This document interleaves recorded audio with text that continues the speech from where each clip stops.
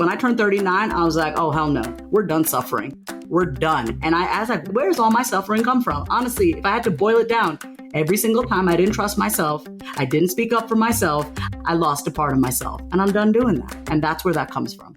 Hey, my name is Jenna Kutcher, and I am obsessed with all things business, marketing, numbers, and helping you to navigate both the messy and the magical seasons of this thing called life. I'm a small town mama who took a $300 camera, grew a successful photo biz, and now I work from home and run a 7-figure online business. I teach you the tried and true secrets to building a career you adore. Shy away from the real talk? No way. Money, hardship, growth, loss, and marketing are all topics we discuss here. Think of this as your one-stop shop for happy hour with a gal pal mixed with business school. Pull up a seat, make sure you're cozy, and get ready to be challenged and encouraged while you learn. This is the Gold Digger Podcast. When Vasavi Kumar was diagnosed with bipolar disorder at the age of 19, she made it her life's purpose to understand how her mind works, starting with making room to hear herself think. Her mission is to share everything, the good, the bad, and the ugly, in order to teach a more mindful, practical, and simple way of creating your life. In this conversation, Vasavi is sharing her own journey through confidence and building trust with herself. It is something you can feel in the way that she speaks and shows up. She's going to share the lessons she wants everyone to learn about using self-talk to move yourself through resistance in your life. I love it when I get the opportunity to have a vulnerable, raw conversation with someone about these personal topics that so many of us face. So pour a cup of coffee or tea or refill your extra large water cup and let's get ready to get real with Vasavi Kumar. Let me introduce you to a podcast you're going to love. It's called The Shine Online, and it's hosted by a former Gold Digger guest, Natasha Samuel, and brought to you by the HubSpot Podcast Network, the audio destination for business professionals. Natasha interviews the brightest entrepreneurs to bring you no-fluff advice, honest discussions about the mental health and lifestyle aspect of entrepreneurship, and actionable strategies and success stories of those who have mastered the art of shining online. Natasha just covered this topic I think you'd love to hear about. She talks about when you're ready to hire a social media manager and when you're not, because hiring a social media manager isn't going to fix your social media problem if you're not ready and willing to show up and do the work too. Listen to The Shine Online wherever you get your podcasts. Welcome, Vasavi, to the Gold Digger Podcast. I am absolutely thrilled that we get to have this conversation today. Jenna, the feeling is so mutual. It is an honor to be here. Thank you so much for having me here today. Okay, so one thing I absolutely love about you and something that I feel like just tethered me to you is that you love the power behind your personal story. And I just believe that, as we start this episode, as we start our time together, I want the audience, anyone who's listening, to know a little bit more about you. So can you share just a little bit of your story? Where does it begin? How did you get to where you are? And then we'll kind of dive into some of the specifics. Absolutely. So I grew up on Long Island, New York. I am 40 years old today. Not today, but as of right now, I'm 40 years old. And I am a first-generation Indian immigrant. My parents came here from India in the 70s. My older sister and I were born in New York. So I am originally a New Yorker, born and raised. But the biggest struggle for me growing up was, I was too brown for the white kids at school, and I was too white for my parents at home. So I learned from a very young age, Jenna, I learned how to fit in everywhere. I learned how to manipulate myself to fit in and to survive.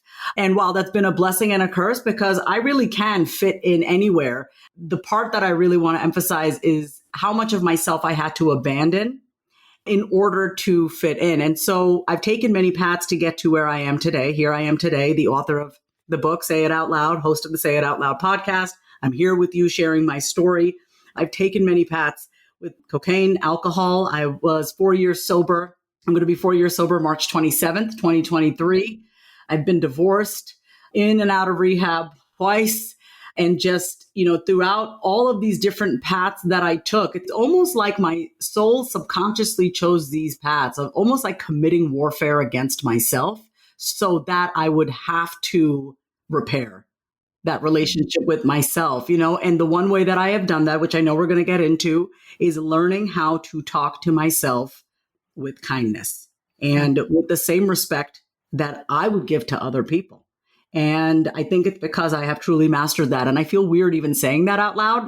But I wrote a whole damn book about talking to the voices in your head. Yeah. As someone who was diagnosed with bipolar disorder 20 years ago, I had to learn real quick. So that's just a little snippet of Vasavi.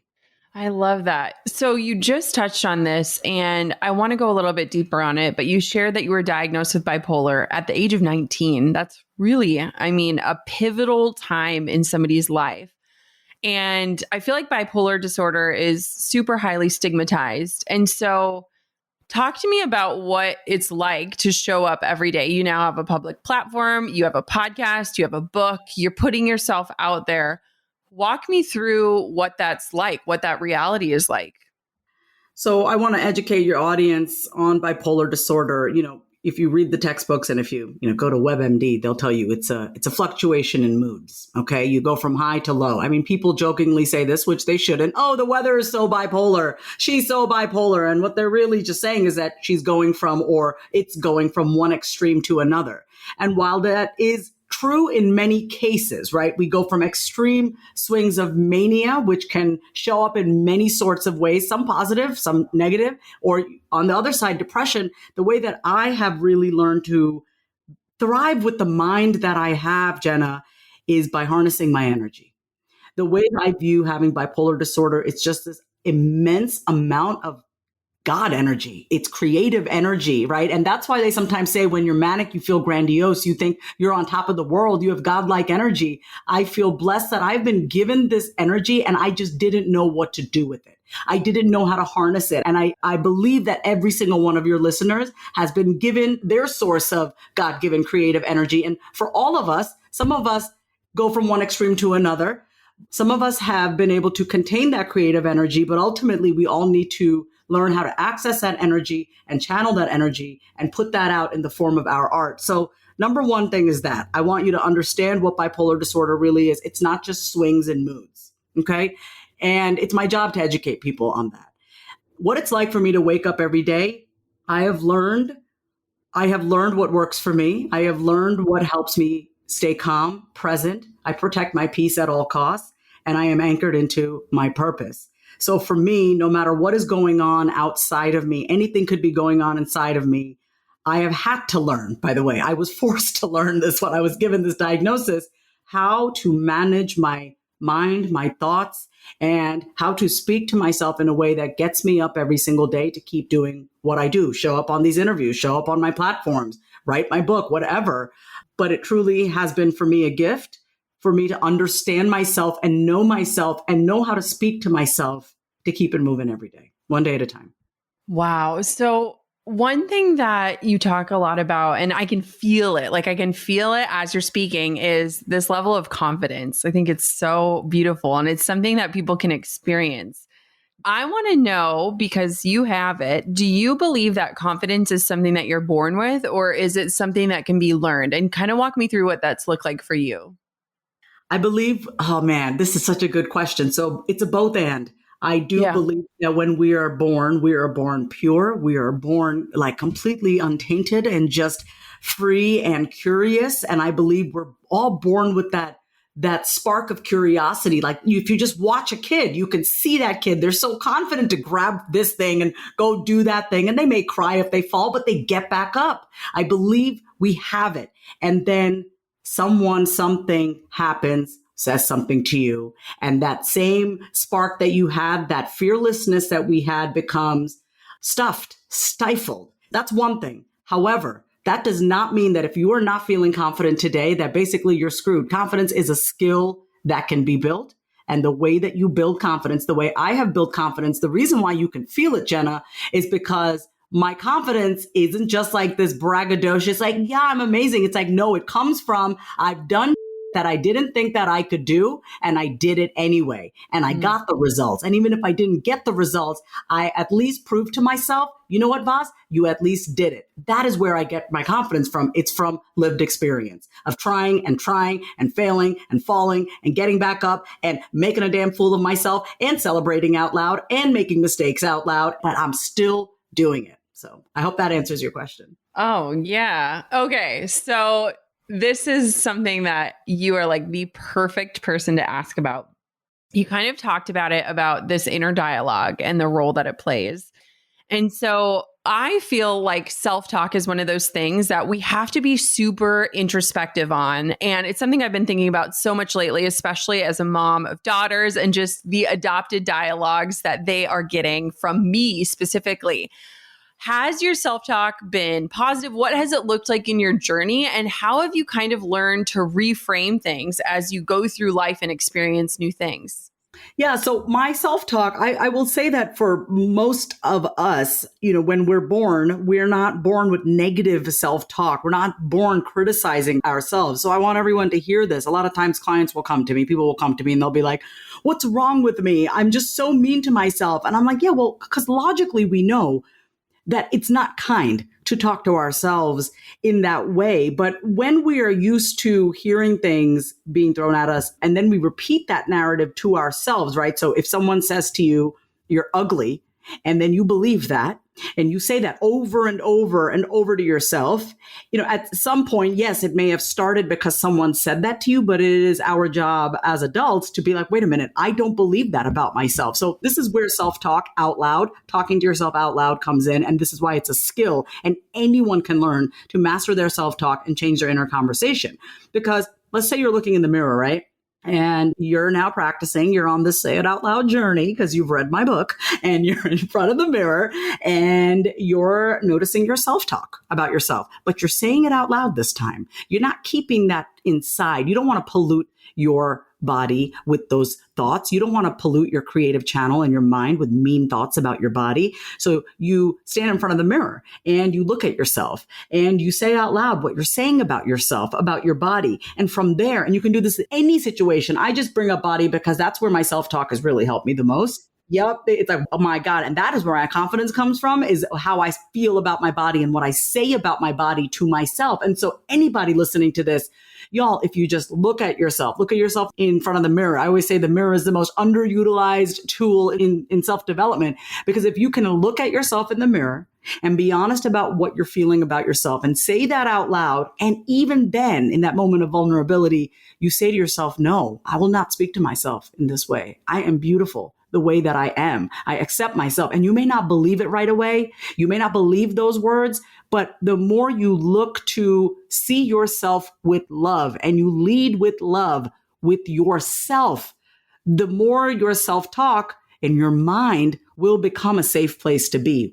All of this, Jenna, learning to master your self-talk and being kinder to yourself, is all because I want people to feel at home within themselves, in their minds and in their bodies.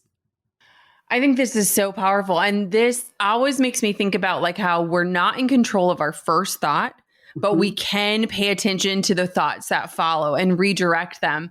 How have you kind of been in that journey of redirecting? Because I think that that's something that a lot of times we just let our inner dialogues run. We never pause. We never question. We never ask ourselves, who gave this to me, or where did this come from, or what was the intention behind it?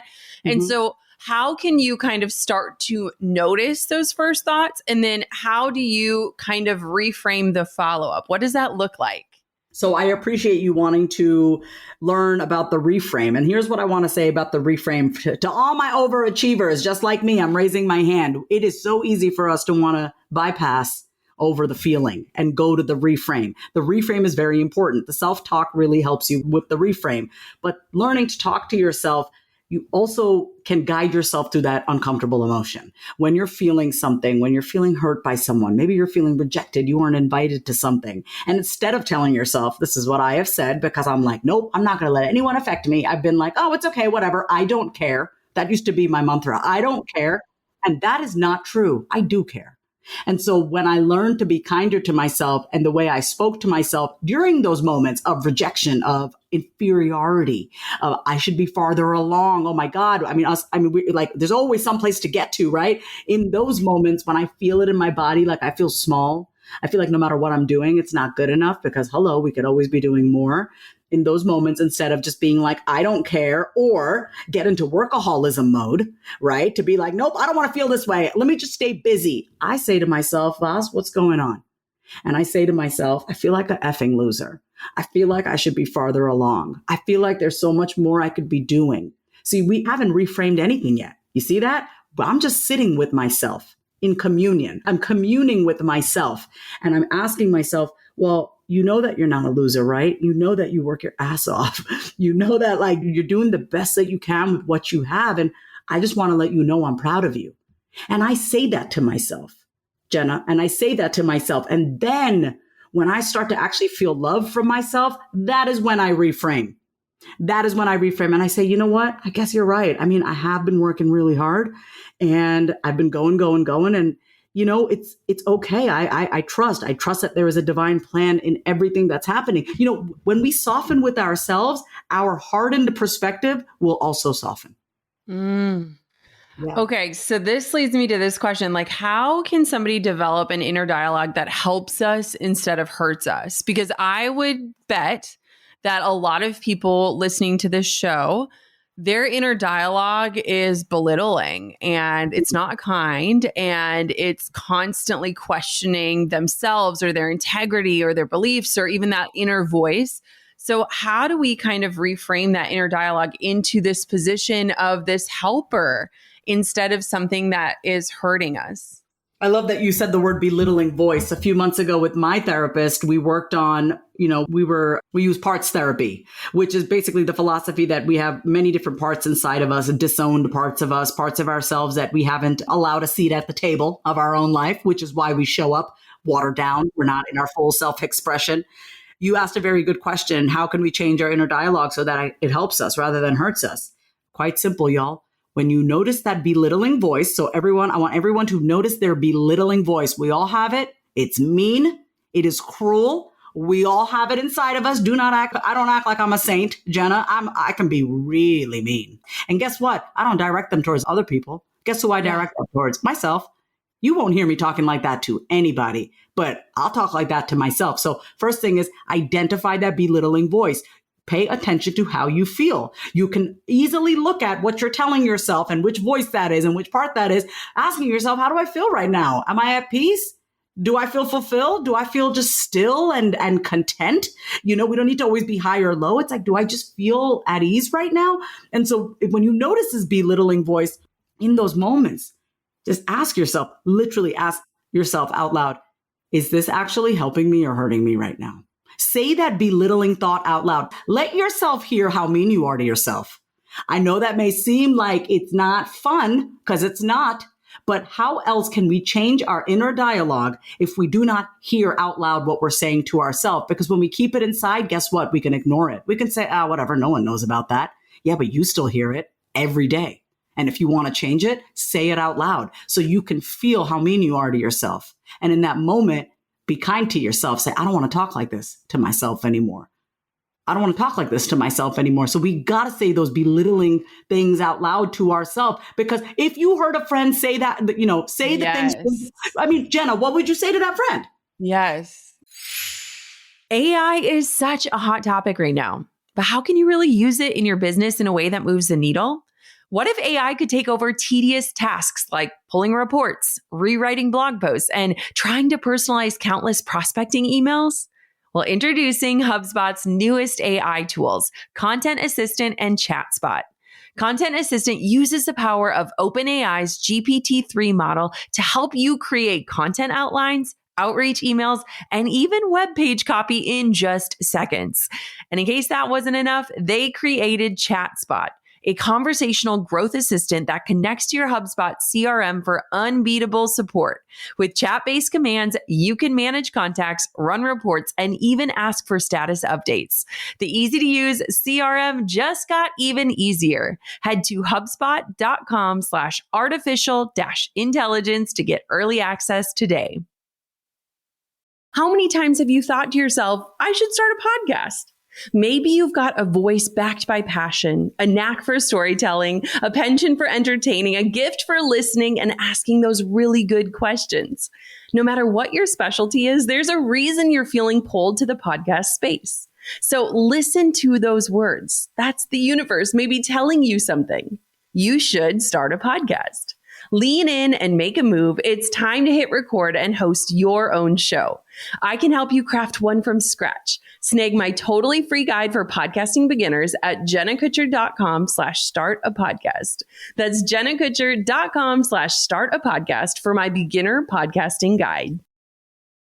Yeah, knock it off. Like, this is not true. What are you saying? Isn't that crazy? I think that's something that has challenged me so much just as a mom is like the things that I want for my daughters, I have to recognize like they're not just reserved for them. It's also reserved for me. Yeah. And I feel like a lot of times, even how you were talking about like looking in the mirror, I feel like for me, that experience in and of itself has been like holding up this mirror of like, I want them to believe this about themselves. I want them to believe this about their beauty or their body or whatever it is. And I'm like, but the same goes for me too. And I think that's such a beautiful reminder. One thing that I want to know is, was there a certain experience that you remember where you first said something out loud, like where you had that epiphany of like, whoa, like this changes it when I just vocalize what I'm thinking? Wow. Actually, oh my God, actually I do. And here's what I want all my listeners to really hear this right now. Okay. It's that the reason why I want you to master your self-talk is because you will confidently show up and boldly ask for what you want. Because think about how many times you have wanted to ask for something, but you didn't because you had voices in your head micromanaging you. Yeah. When you learn how to talk to yourself, those voices, they're going to become a team player. I have a team in my mind. I'm a coach to all the players in my mind. Those are all that's the belittling voice, the insecure voice, the really excited voice. Think about all these parts of yourself as different team players. Your job is to be the coach and get all these parts of you together to be aligned in the mission that you want to put forth in the world. And so let me tell you my experience of this. It was last May of 2022. I live in Austin, Texas. There's a magazine called the Austin Woman magazine. And I'd been in there, a few times here or there over the course of the past 2 years. And I was talking to one of the editors. She was interviewing me for just like a 2-page article. I was giving tips on self-talk. And I asked her out loud on the phone, I go, hey, who's your cover girl for May? She goes, we don't have one. I go, you should put me on the cover. That's just like that. You should put me on the cover. You haven't had any Indian women on the cover. Plus, May is my 40th birthday month. Wouldn't that be awesome? And we can do a whole spread on living your life out loud and allowing yourself to be creatively expressed. And she goes, all right, let me check with my team. And then 2 weeks later, I get an email that says, how would you like to be the cover of Austin Woman for May of 2022? And I said, oh my God. And that was for me when I realized I didn't ask her, can you put me on the cover? I said, you should put me on the cover. Now, I don't know if I would ever do that again, but it was bold, Jenna. It was love it. And, I love bold. I'm on the cover. If you go to my Instagram, it's pinned right to the top. I had a full 10-page spread, stylist, everything, cover of Austin Woman magazine. We're in Whole Foods, here, there, all throughout Austin, Texas, all because I had the guts to ask, or no, tell you, you should put me on the cover. You need me on the cover. Okay. So something I love about this and I love about you is, again, it like keeps coming back to like that confidence. And I feel like a lot of times confidence comes from having this like deep trust in ourselves, right? Like you knew you'd be okay if they said no, but you also knew you don't get things if you don't ask for them, right? And so talk to me about how you've learned to trust yourself, like that inner knowing, because I think that a lot of us, if we're being honest, we are inviting in everyone's opinions and ideas and thoughts into our brain. We're like crowdsourcing our way through how we should define success or achieve the dreams or start the family or do those things. And I feel like you have this deep trust and knowing within yourselves. How do we develop that? So first of all, I want everyone listening to this is, when you put yourself out there and ask for what you want, this wasn't like when I asked to be on the cover, it wasn't just cool, like, oh, cool, I want to be on the cover and get a 10-page spread. It boils down to one thing. And I want everyone hearing this and write this down for yourself. You got to value your voice. I asked to be on the cover because I knew I would give a killer interview and I knew my words would set somebody free. I value my words. And that goes into your question, Jenna, about trusting, just like trusting and having that inner knowing. I made a promise to God in my darkest of days that if I were to sober up and stay sober and really get my freaking life back in order and really just start to trust and be obedient to the messages that I was getting from my God that I would pay it forward. And that's what I promised. I made a promise that I would pay it forward and help somebody else in need. So I trust that part of me. I made a promise to myself. I made a promise to God that I would get through this and I would help another person. So I'm just operating from that place. And I trust that part of myself because I have evidence that when I surrender and accept my reality and also do the work to come back home to myself and continue to surrender day to day, but also be wildly responsible for my experience in life, that I can create anything. And now that I know that, and I really know that, and I live that, and I believe that, and not every day is easy. Please catch me a week before my period. I will not be saying the same thing, but I know how to bounce back, and I believe that it is my duty to pay it forward and help others. And I trust that. That's it. I just trust it. I think that's so the conviction is so inspiring. And I think that it's something that a lot of us need to harness in our own lives, because I feel like so many of us are moving through life and we're not even getting to that point of hearing the voice, let alone trusting it, right? Hearing it is the first step. Trusting it is step number 2. What has been pivotal in your own journey in terms of learning to trust yourself, whether it's good, bad, those feelings, that inner dialogue? What has that looked like for you? Well, personally, the biggest wake up call for me was after my divorce. I got divorced when I was 32, and I got into a 4-year relationship that was one of the most toxic and codependent relationships. It opened me up to things about myself I didn't even know I could go there. I don't know if you've ever lost yourself, Jenna, so deeply in a relationship, you lost who you were. Has that ever happened to you? No, it hasn't, because my husband and I started dating when we were 19. But yes, continue. I know you're truly blessed, and I'm so happy for you. And that gives me proof that it's there. I love looking for evidence. So I love hearing that. And so when I was in this relationship, I lost myself so much. I did things that were so against how my own morals, my values. And so I have evidence of what my life will turn out if I do not trust myself. I ended up in rehab twice. I had to rebuild my life multiple times, financially dependent on my mother. I was dependent on her at the age of 36, 37, while I was cleaning up my life. I'm no longer financially dependent on her by the grace of God, but I've gone through a lot of stuff, and I have evidence of what my life will turn out if I do not trust myself. So now it's nope, never again. I will always trust myself. The voice of God, the voice within me, is the voice that I listen to. That doesn't mean I don't take people's feedback or I don't take people's advice. I'm not closed off to anything. I believe God exists in all of us. You can learn from a child. You can learn from a homeless man on the street. But at the end of the day, my voice is the shot caller. And I learned that through experience, because I did break trust with myself time and time and time again. Something happened right before I turned 40, Jenna. In my mind, when I turned 39, I was like, oh, hell no, we're done suffering. We're done. And I was like, where's all my suffering come from? Honestly, if I had to boil it down, every single time I didn't trust myself, I didn't speak up for myself, I lost a part of myself. And I'm done doing that. And that's where that comes from. Wow. So talk to me about your experience in writing your book. Your book is coming out in a few short months. Walk me through what that looked like. Because for me as an author, writing was such an incredible process. I feel like I evolved as a human in the process. I feel like I was learning the lessons I was teaching during the process. Talk to me about what that was like for you. How ironic is it, right, that I'm writing a book on being kinder and more motivating and encouraging with yourself called Say It Out Loud. And here I was, in this 2-year process of, getting signed and then now writing a book and now having it going to be out May 16th. Well, I'm sure you'll understand this as someone who wrote the book. How are you really? You probably realized I'm not checking in with myself. And how am I really? That was the same thing with me. I realized from the beginning of my book process, I was watered down.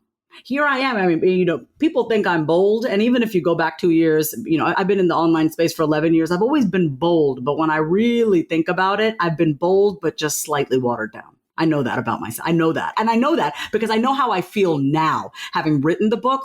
My throat chakra has been unlocked. I feel like there is no more of but what will people think? Is this going to be too harsh? Is this going to be too aggressive? Are they going to misunderstand me? Because you know why, Jenna? I trust where I'm coming from. And that is what the gift of writing this book has given me, is just stepping into the knowing. Vas, step into your knowing. Speak from that place, write from that place. Stop doing the sugar-coated bullshit.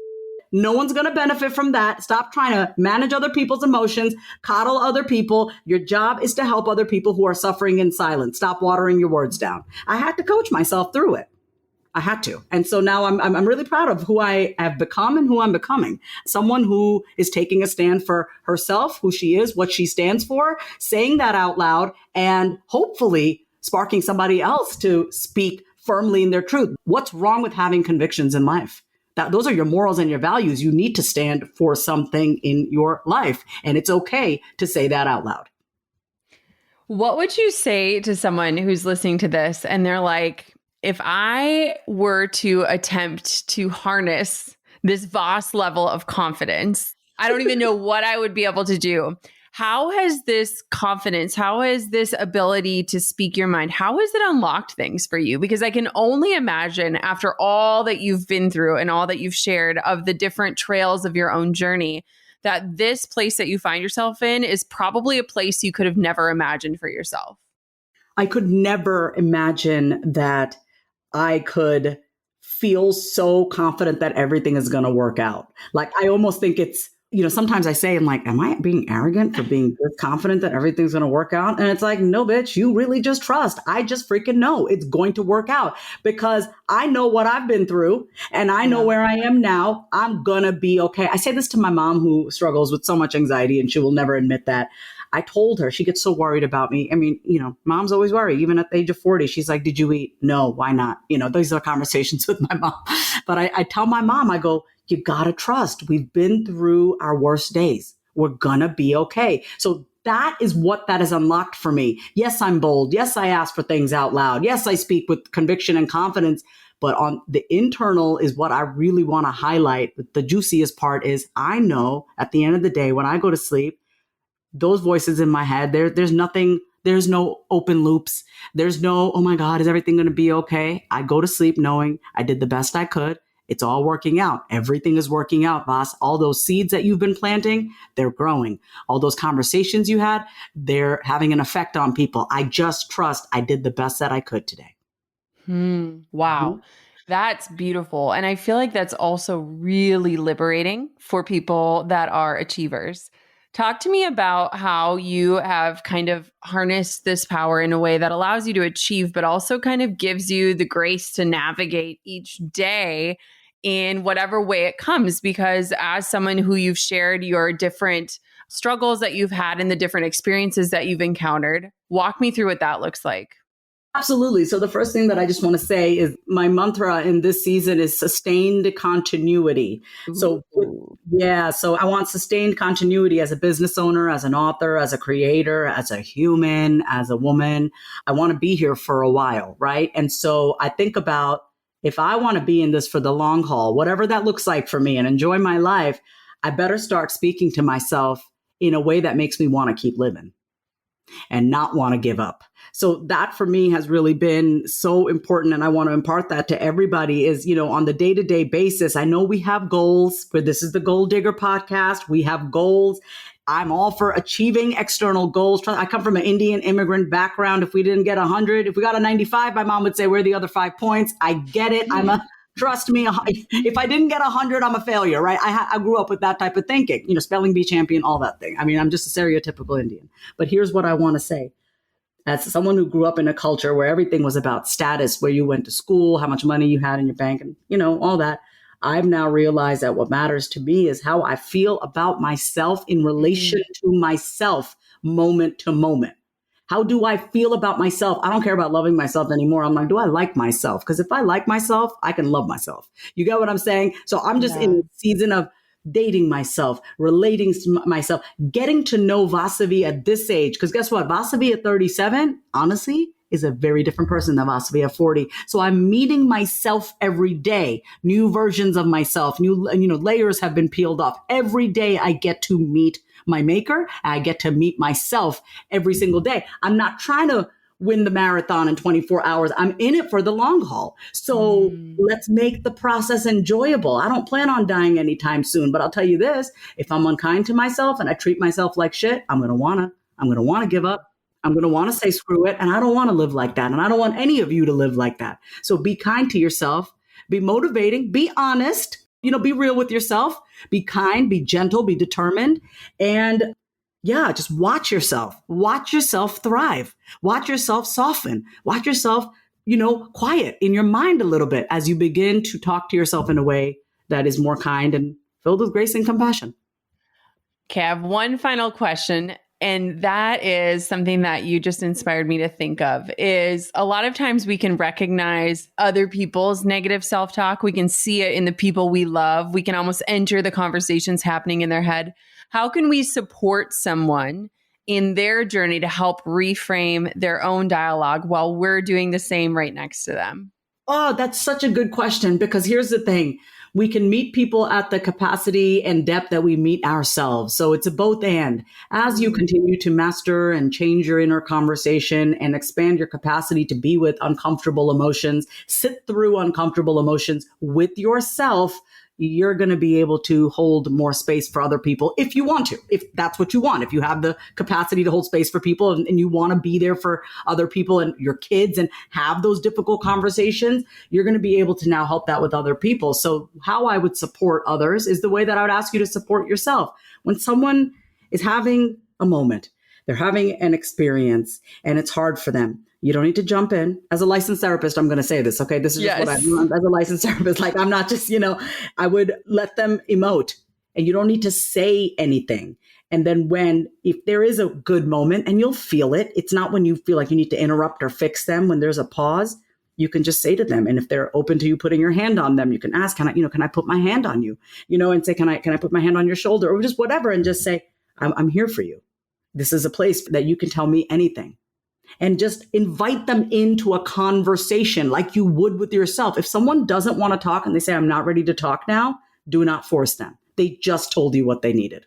Do not force them, but do that with yourself. Do you know, Jenna, there are some repressed memories that I have just now come to the surface because I was not ready to feel those. I was not ready to feel those memories.